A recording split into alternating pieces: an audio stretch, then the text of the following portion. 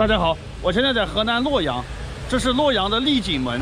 砸过缸的司马光曾经说过啊：“若问天下兴废事，请君只来洛阳城。”洛阳城呢也有一句话，叫做“不来丽景门，枉来洛阳城”。所以这个丽景门啊，是整个洛阳市的地标、文化核心啊，文化符号。历史上发生过非常多的事情。现在呢，就跟我进去，我们一起了解一下啊。洛阳是13朝古都，这个丽景门是古都的西大门。进去看一下啊。走进这个门就是走进历史啊。这个是里面的问城，半圆形的。丽景门也叫中原第一门，这个是后修的啊，后来花了3000万修的。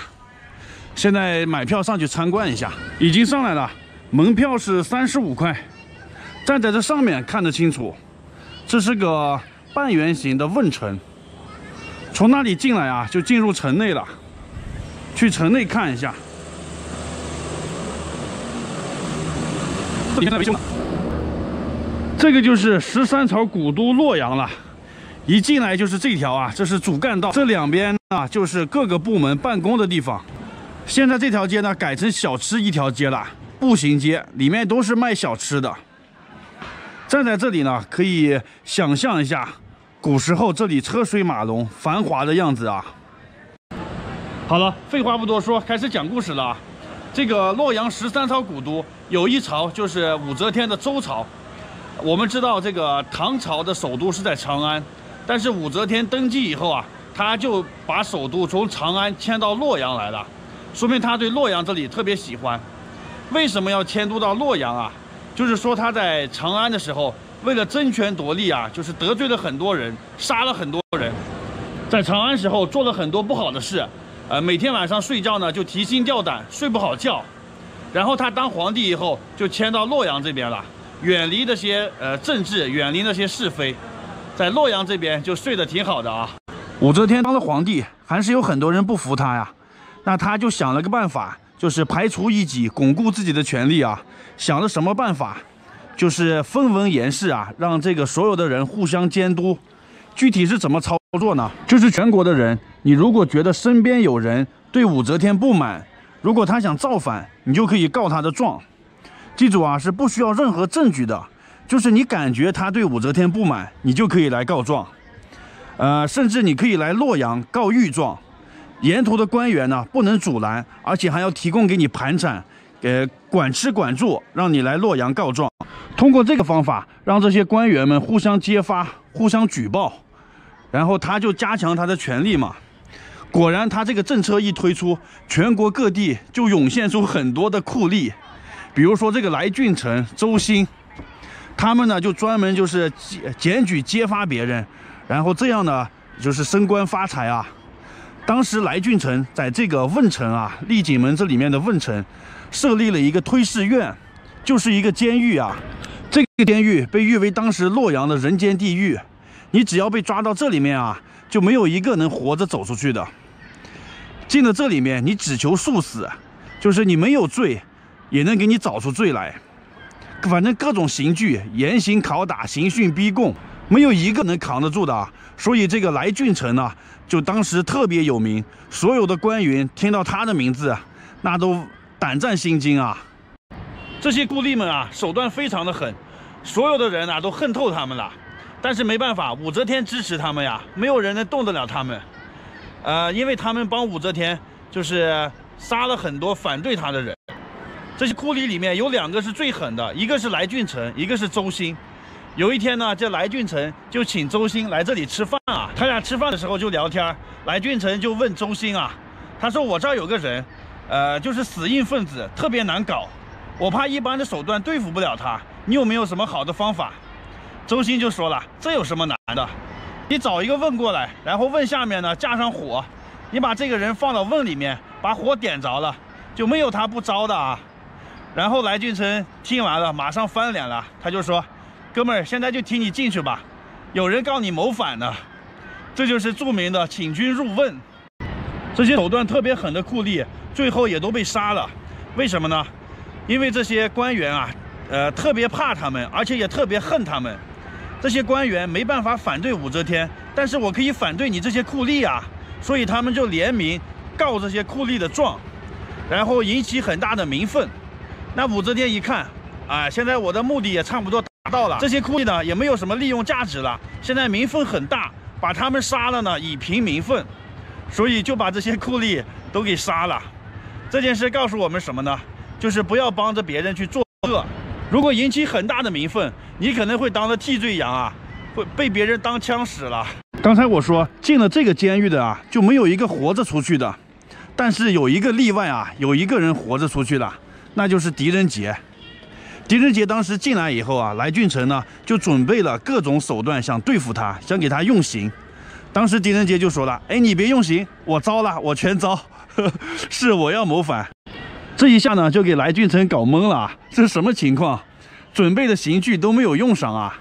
然后呢，狄仁杰利用他们家亲戚来探望他的机会，把他写的状子就递出去了。然后皇帝看到他的状子以后，就把他放出来了。这是唯一一个活着走出这个地狱的人。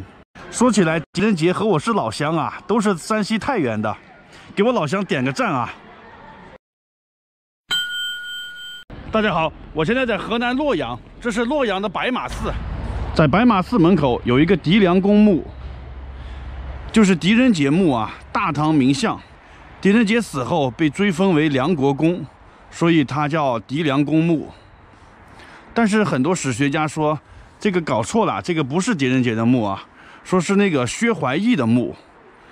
因为薛怀义他生前呢就被封为梁国公，而且史书上有明确记载，就是薛怀义死后被埋在白马寺，但是没有任何一条记载说是狄仁杰死后埋在白马寺的。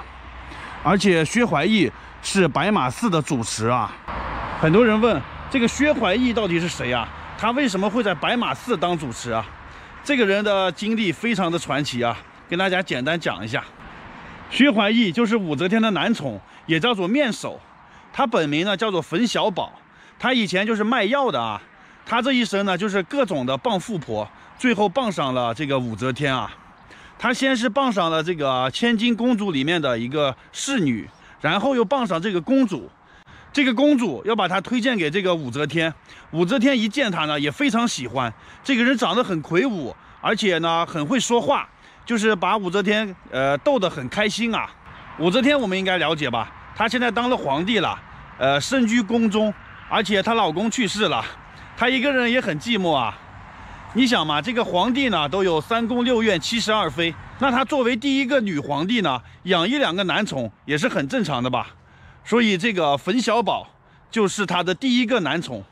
那他叫冯小宝，为什么又改名叫薛怀义了？因为这个冯小宝的出身很低，武则天为了抬高他的身份，就让太平公主的老公，也就是驸马薛绍，认这个冯小宝为叔叔，所以呢，就给冯小宝改名叫薛怀义，就姓薛了。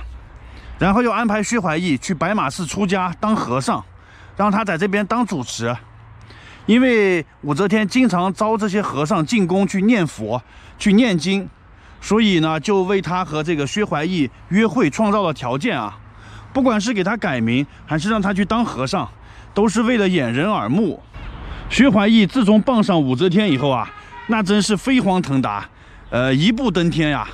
然后他做事呢就很嚣张跋扈啊，把谁都不放在眼里。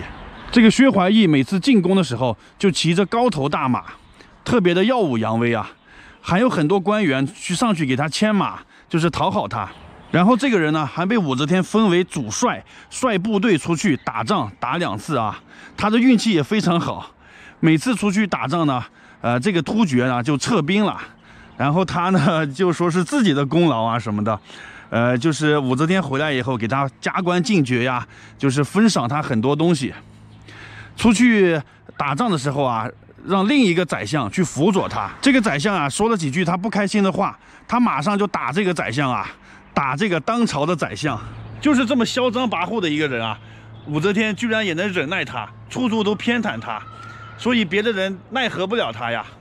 最后他是怎么死的呢？就是有一年呢，武则天要修这个明堂，就是办公的地方，要花费很多很多的钱。很多大臣呢就反对他啊，就是说，劳民伤财嘛，建议他不要修这个明堂。但是武则天一意孤行，力排众议，他就要修这个明堂。他让薛怀义去主持修建。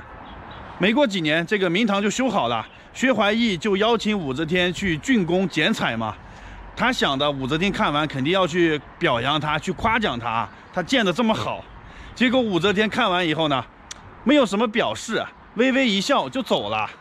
这下呢，就惹得他很生气啊，他就一把火把这个明堂给烧了。这一下就惹了武则天了啊！他烧了明堂半个月左右吧，莫名其妙的他就死了。死了以后呢，武则天就命人把他的尸体拉到白马寺这边就埋了。至于埋在白马寺的什么位置，书上就没有记载了。所以很多史学家说，推测那个墓就是薛怀义的墓。这就是武则天和她的男宠薛怀义的故事啊。想不想听另外3个男宠的故事？想听的话，帮我点个赞啊！